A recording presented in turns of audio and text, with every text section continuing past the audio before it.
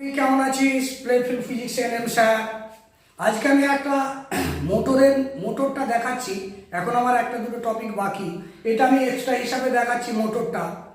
তো দেখো, হাতে তৈরি বৈদ্যুতিক মোটর কত প্রকারের? দুই প্রকারের, ডিসি মোটর, এসি মোটর।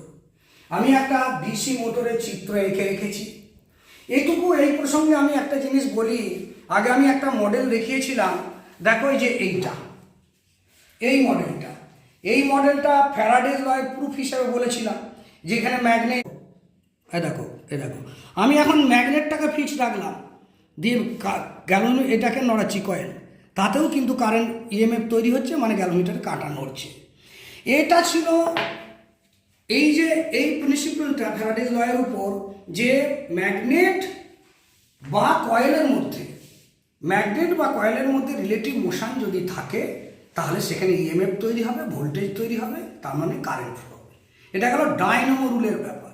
আমি আজকে যেটা লিখেছি মোটর, ঠিক অপোজিট। ডায়নামো থেকে দেখলে মেকানিক্যাল এনার্জি, ইলেকট্রিক্যাল এনার্জি, আর মোটরে আমরা দেখব ইলেকট্রিক্যাল এনার্জি টু মোটর, মানে ইলেকট্রিক্যাল টু মেকানিক্যাল, মানে ঘুরবে। তাহলে এখানে আমি দেখো একটা চিত্র এঁকেছি, এটা আগে বলে দিই, তারপর আমি বলছি। দেখো দুটো ম্যাগনেট, মানে একটা ম্যাগনেটও তুমি অশ্বক্ষর আকৃতি করে এনএস বল, মোদ্দা কথা এখানে একটা ম্যাগনেটিক ফিল্ড আমি তৈরি করব। তাহলে ম্যাগনেটিক ফিল্ডের মধ্যে লাইন্স অফ ফোর্সগুলো এরকম করে N to S যায়, আমরা জানি N to S যাবে আমাদের। তাহলে ম্যাগনেটিক ফিল্ডের মধ্যে আমি একটা কয়েল বা রেখেছি, যাকে আমরা মোটরের ভাষায় বলছি আর্মেচার। এই যে দেখো ABCD একটা আর্মেচার বা মজ্জা কুণ্ডলী। সেইটা একটা কমিউটেটরের সঙ্গে যুক্ত। কমিউটেটর জিনিসটা কি মনে করো, এটা একটা লোহার পাইপ। এই পাইপটাকে আমি দুভাগে কেটে দিলাম, দিয়ে মাঝখানটা এরকম ব্যাড কন্ডাক্টর ঢুকিয়ে দিলাম, কিছু কোনো কুপরিবাহী পদার্থ ঢুকিয়ে দিলাম, যাতে এর সঙ্গে এর ডাইরেক্ট কন্ডাক্টিভিটির ব্যাপারটা না থাকে, প্রবাহের ব্যাপারটা, কারেন্ট যাতে না। এবারে আমি এইটাকে ঠিক দেখো, এক ফালিতে আমি এইটাকে যোগ করেছি, আর এক ফালিতে আমি এইটা যোগ করেছি, করে এইটা কন্টিনিউ ঘুরতে থাকবে, B1 B2 ব্রাশ।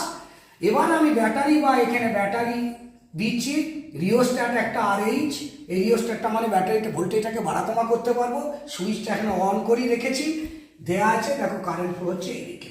এবার আমরা কি জানি, কোনো কয়েলের মধ্যে কারেন্ট ফ্লো হয়ে গেলে তার চতুর্দিকে একটা ম্যাগনেটিক ফিল্ড তৈরি হবে। সেই ম্যাগনেটিক ফিল্ড আর এই এক্সটার্নাল ম্যাগনেটিক ফিল্ডের মধ্যে ইন্টারাকশন হয়ে একটা ফোর্স পাবে, কয়েলটা ঘুরতে থাকবে। ফ্লেমিংয়ের বামহস্ত নিয়ম অনুযায়ী সেই ফোর্সের ডিরেকশন আমরা সব বার করতে জানি, আছে বামহস্ত নিয়ম। বাম হাতের বৃদ্ধাঙ্গুলি, তর্জনী, মধ্যম পরস্পর সমকোণে যদি রাখি, এটা চৌম্বক ক্ষেত্রের দিক, এটা কারেন্টের দিক, এই দিকে পরিবাহীটা বল পাবে, তাহলে ঘুরতে থাকবে। তো এই আছে মোটরের প্রিন্সিপল। আমরা এই মডেল একটা ছোট করে তোমাদের দেখাচ্ছি। দেখো এই যে মোটরটা হচ্ছে তোমার, দেখো এই যে আমি কিছু আমার নিজের হাতে একটা তৈরি, নিজের হাতে আমার এটা তৈরি। আমি দেখো ছোট্ট করে একটি যে কয়েল বানিয়েছি, কয়েলটাকে দুটো স্ট্যান্ড করে এটা রেখেছি, এখানে কয়েকটা ম্যাগনেট সিরিজে যোগ করেছি।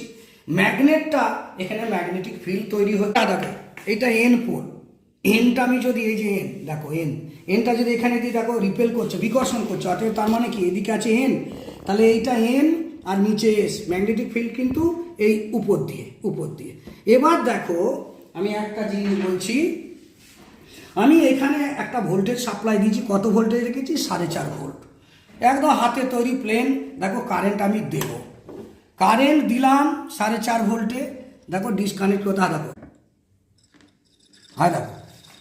দেখো একটু ডিসকানেক্ট হচ্ছিল, ঘুরতে থাকছে। এখন আমি ঘূর্ণনটা বন্ধ করছি, কোন দিকে ঘুরছে তুমি দেখবে, এই দিকে ক্লকওয়াইজ না অ্যান্টি ক্লকওয়াইজ দেখবে। আমি আস্তে করে বন্ধ করলাম, দেখো কোন দিকে, এইটা যাচ্ছিল এই দিকে, তার মানে ক্লকওয়াইজ।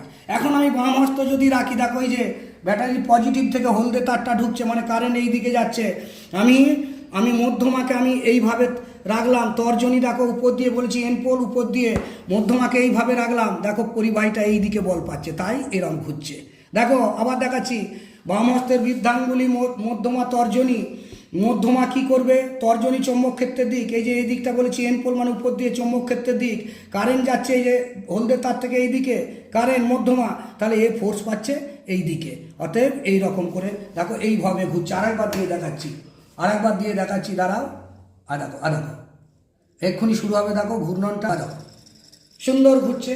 তাহলে এখানে কি হচ্ছে, ইলেকট্রিক্যাল এনার্জি মেকানিক্যাল এনার্জি, এখানে হচ্ছে electrical energy to mechanical energy. এটা আমি বন্ধ করলাম।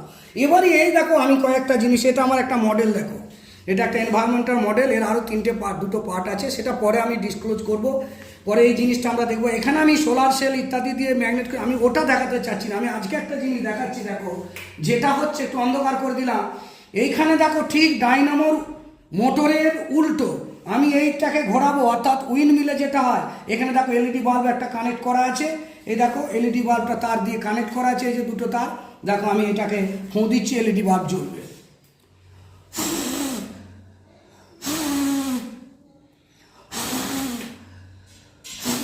বুঝতে পেরেছ? তাহলে এখানে মেকানিক্যাল টু ইলেকট্রিক্যাল। আর মোটরে কি ছিল, মোটরে তুমি কি দেখলে, মোটরে ছিল ইলেকট্রিক্যাল টু মেকানিক্যাল।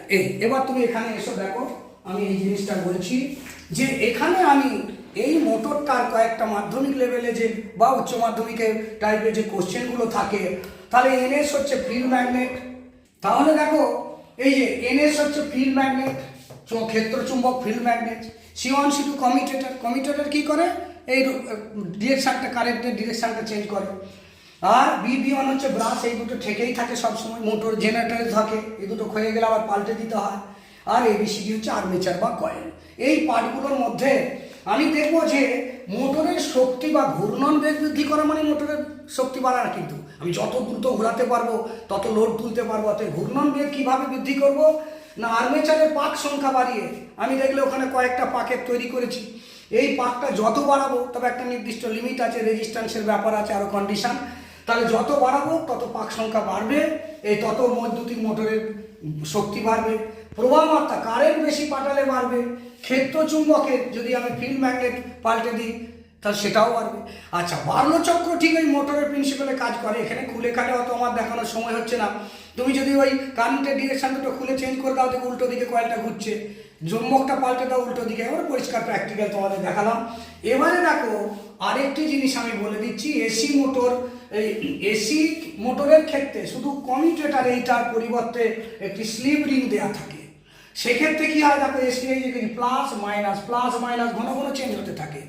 যখন প্লাস হবে এইখানটা, এখানে যদি আমরা এসি সরে এমনি করে চিহ্নিত দেয়, এইদিকে প্লাস মাইনাস, আবার কখনো মাইনাস প্লাস, তখন যখন প্লাস হবে তখন এইটার সঙ্গে টাচ হলো, আবার যখন ঘুরে আসবে, আবার যে মুহূর্তে ওটা যখন প্লাস হবে তখন আবার মানে ঠিক ঘুরে ঘুরে ঠিক প্লাসটা একই দিকেই কিন্তু আর্মেচারের ডিরেক্ট কারেন্টটা চলবে। দেখো বলা আছে ব্রাশের ক্ষেত্রে যুক্ত থাকবে, এসির ক্ষেত্রে প্রবাহের দিক বদলালেও এই যেখানে কারেন্টের দিক বদলাচ্ছে ক্ষেত্রে চৌম্বক ক্ষেত্রের সাপেক্ষে আর্মেচারের দিকটা অভিমুখটা একই থাকবে, অথবা একইভাবে মোটর ঘুরবে। নাহলে তো এসি মোটরের এই সিস্টেমটা না করে দিলে তো একবার এদিকে ওদিকে তো হবে না, দ্বন্দ্ব ক্রিয়েট করবে, কাপল ক্রিয়েট করবে, হবে না। তাহলে এইভাবে আমি কিন্তু একটা এই ব্যাপারটাকে দেখালাম।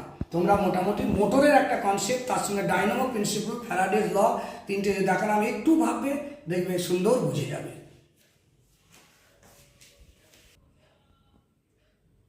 একটা ছবি তুলে দাও।